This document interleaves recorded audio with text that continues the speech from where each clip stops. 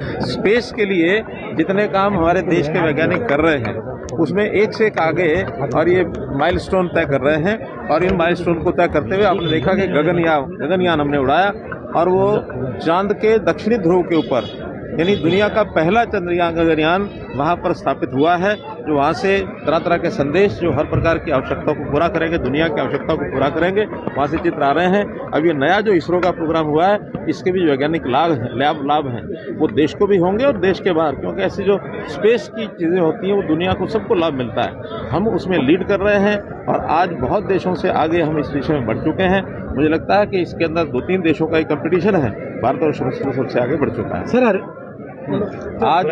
आज जो एक इस पुल का जो ओवरब्रिज बन रहा है जिसमें पानीपत से जींद की लाइन और जो अम्बाला की रेलवे लाइन है उन दोनों के ऊपर से ओवरब्रिज जो बनेगा, इससे में बहुत बड़ी आबादी पानीपत की उसको लाभ मिलेगा और साथ ही ग्रामीण क्षेत्र खास करके असंध एरिया, इसराना एरिया, वहाँ के गाँव की सीधी अप्रोच 2 साइड से हो जाएगी, पुराना असंध रोड भी और ये नया जो रोड बनेगा इससे लाभ होगा। और इस पुल का नाम अटल बिहारी वाजपेयी जी की स्मृति में अटल पुल रखा गया है। और यहाँ जैसे ही हाईवे के ऊपर ये पुल उतरेगा वहाँ कॉर्नर के ऊपर जगह जो रखी पड़ी हुई है उस जगह पर अटल जी का एक स्टैचू ये भी बड़ा लगाया जाएगा और पानीपत का पहला स्टैचू होगा।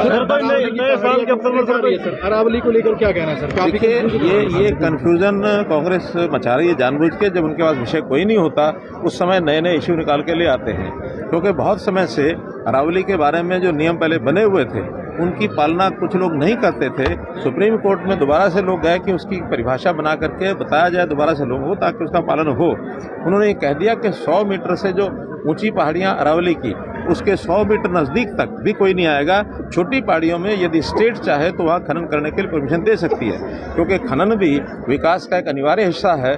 अगर सरकार परमिशन नहीं देगी तो फिर इलीगल खनन बहुत बढ़ता है। आज भी बड़ी बड़ी पहाड़ियों पर राजस्थान में इलीगल खनन हो रहा है। ये वास्तव में तो राजस्थान के ऊपर चेकिंग ज़्यादा है, हरियाणा में तो वैसे भी गुरुग्राम और फरीदाबाद की जो पहाड़ियाँ उसके ऊपर खनन पहले से भी बंद है, आगे भी बंद रहेगा। वो तो क्योंकि फॉरेस्ट डिपार्टमेंट के अंतर्गत आ गया है, वहाँ कोई खनन नहीं होने वाला। इसलिए केवल राजस्थान की बड़ी पहाड़ियों पर खनन ना हो इसलिए रोका गया है। ये नहीं होता तो और ज़्यादा खनन होता, नुकसान ज़्यादा होता, क्योंकि कांग्रेस के लोगों ने स्वयं भी 2006 में इसी प्रकार की नियमावली बनाई थी। उसी नियमावली को सुप्रीम कोर्ट ने दोबारा दोहराया है, कोई नई बात नहीं है। क्योंकि इतने साल के बाद ये दोबारा से विषय आया है, उनको लगता है कि लोग भूल जाते हैं, इसलिए ऐसे विषय को किसी न किसी लोगों को भ्रमित करके और उसका राजनीतिक फायदा उठाया जाए। उन लोगों को ये मालूम नहीं है कि जब जवाब दिया जाएगा तो पीछे भागेंगे, क्योंकि पार्लियामेंट में SIR के ऊपर और जो वोटर का एक दोबारा से शुद्धिकरण किया जा रहा है उसमें जो वोटर ऐसे हैं बाहर से विदेशी लोग घुसपैठ करके आए हुए हैं उनको नाम काटे जा रहे हैं। इसका जैसे ही उन्होंने शोर मचाया, जवाब दिया गया तो भाग गए। यही प्रस्ताव हरियाणा असेंबली में भी जब लेके आई सरकार उस समय फिर भाग खड़े हुए। तो इस नाते से वो किसी भी समस्या को उठाते हैं उसका ठीक जवाब वो सुनते नहीं है। कांग्रेस की आदत है, उसमें हम फंसने वाले नहीं। स्मार्ट मीटर एक बड़ी उलझन बना हुआ है। विभाग के द्वारा मीटर की रीडिंग स्मार्ट मीटर चेंज करने की प्लानिंग हो रही है। वही स्मार्ट मीटर उलझन नहीं है, क्योंकि सीधा मेरे विभाग से जुड़ा हुआ विषय है। स्मार्ट मीटर हमारे हर उपभोक्ता को एक डिसिप्लिन लेके आता है कि उसको किस प्रकार के अप्लायंसेज यूज़ करने चाहिए, कितनी बिजली खर्च करनी चाहिए, खर्च की है तो उसका बिल कितना आया है। अभी स्मार्ट मीटर और कुछ ऐसे भी हमने तय किया, सरकारी खास करके स्मार्ट मीटर्स को प्रीपेड किया है, ताकि प्रीपेड करने से हर किसी को अपने बिल का, जैसे हमारा टेलीफोन है, टेलीफोन पर हम कॉल करते हैं, प्रीपेड होता है, पता लग जाता है कितनी कॉल की है। जैसे इसके रेट कम हो गए वैसे ही स्मार्ट मीटर लगने के बाद ये जो अनाप शनाप फालतू खर्च होते हैं वो कम होंगे, तो बिजली का रेट भी कम होगा, प्लानिंग भी सब ठीक कर सकेंगे।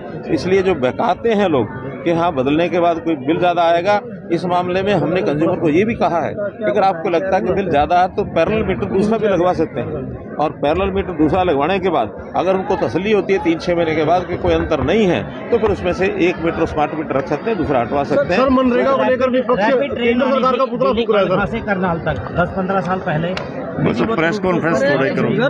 काम का केंद्र सरकार जो गवर्नमेंट वो पत्र भेज दिया गया। सर मनरेगा को लेकर विपक्ष केंद्र सरकार का पुतला फूक रहा प्रेस है। कॉन्फ्रेंस कुछ करें, जनता को लाभ होगा तो जनता सोचेगी कि जहां ये 100 दिन का समय मजदूरी देते थे, हमने उसको 125 दिन किया है। और खास करके किसानों की भी एक शिकायत रहती थी कि आप उनको जब काम के दिन होते हैं किसान के, उस समय आप मनरेगा खोल देते हैं तो वो हमारे लिए मजदूरी पर नहीं आते। तो वो 60 दिन का पीरियड हर स्टेट को कहा है कि उसको ब्लॉक कर सकते हैं। उस 60 दिन में मनरेगा में काम ना करके और मजदूर जो है किसानों के लिए काम करें। आखिर फसल के समय किसानों को बहुत बड़ी संख्या में मजदूरों की आवश्यकता होती है, वो आवश्यकता उनकी पूरी होगी।